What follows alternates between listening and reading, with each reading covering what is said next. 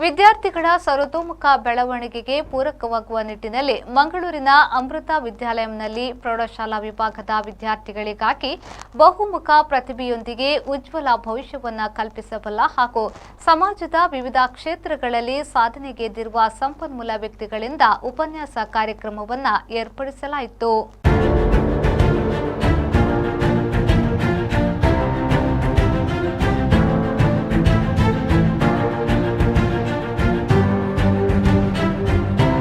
ಕರಾವಳಿ ಕರ್ನಾಟಕದ ಮಾತಾ ಅಮೃತಾನಂದಮಯಿ ಮಠದ ಮುಖ್ಯಸ್ಥರಾದ ಸ್ವಾಮಿನಿ ಮಂಗಳಾಮೃತ ಪ್ರಾಣಜ್ಯೋತಿ ಬೆಳಗಿಸಿ ಚಾಲನೆ ನೀಡಿದರು.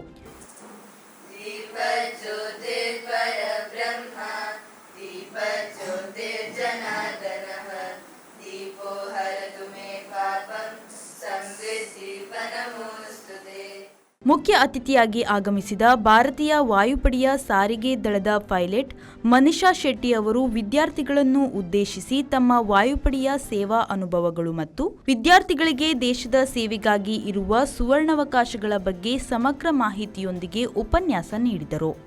And I've done about 1.5 years of training at the Air Force Academy in Dundigal. And when I look back in time, I realized that I was just a young girl like one amongst you. And every time I saw someone in the uniform, be it in real life, be it in television, be it in the movies, I always aspired to be one of them. And I think that was the driving force which motivated me to join the Indian Air Force. And one organization I would say which has been a huge support was the NCC.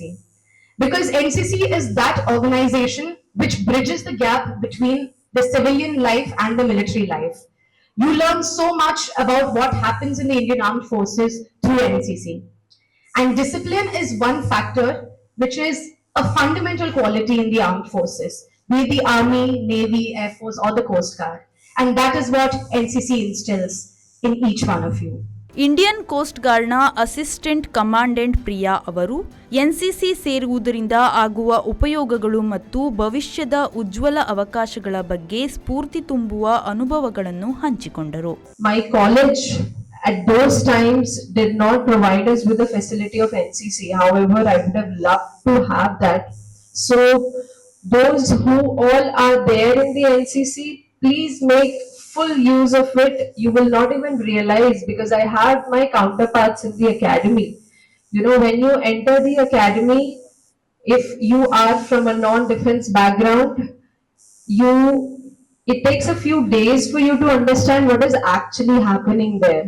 So if you have been in the NCC, you sort of know about, various drills, about you know about things that happen in academy at a larger scale. So it is wonderful that the school provides you with this opportunity for kids who have even the slightest of inclination towards joining the defense forces. Please make full use of it. ವಿದ್ಯಾರ್ಥಿಗಳು ತಮ್ಮ ಭವಿಷ್ಯದ ಕಲ್ಪನೆಗಳ ಬಗ್ಗೆ ಪ್ರಶ್ನೆಗಳನ್ನು ಕೇಳಿದ್ದು ಸಂಶಯ ನಿವಾರಿಸಬಲ್ಲ ಸೂಕ್ತ ಉತ್ತರವನ್ನು ಪಡೆದರು. You were from Naval Wing NCC. What are the difficulties you felt in Air Force Academy? Differences? It was not the Indian Air Force that I wanted to join. I just wanted to see myself in uniform. It was just the Indian Defense Forces in general that I was passionate about joining. I would say the difficulties, all academies are almost the same. ವಾಯುಪಡೆಯ ತಂತ್ರಜ್ಞಾನ ವಿಭಾಗದಲ್ಲಿ ಕಾರ್ಯನಿರ್ವಹಿಸಿದ ಯಶವಂತ್ ಗೋಪಾಲ್ ಶೆಟ್ಟಿ ಅಮೃತ ವಿದ್ಯಾಲಯಂನ ವಿದ್ಯಾರ್ಥಿಗಳ ಭವಿಷ್ಯದ ಹಿತದೃಷ್ಟಿಯಿಂದ ಈ ಕಾರ್ಯಕ್ರಮದ ಆಯೋಜನೆ ಮಾಡುವಲ್ಲಿ ಪ್ರಮುಖ ಪಾತ್ರ ವಹಿಸಿದರು. 2025 ವಾರ್ಷಿಕ ಶಿಬಿರದಲ್ಲಿ ಭಾಗವಹಿಸಿದ ಎನ್ಸಿಸಿ ಕೆಡೆಟ್ಗಳಿಗೆ ಪ್ರಶಸ್ತಿ ಪತ್ರಗಳನ್ನು ವಿತರಿಸಲಾಯಿತು. Aromali Nayak, Chirag,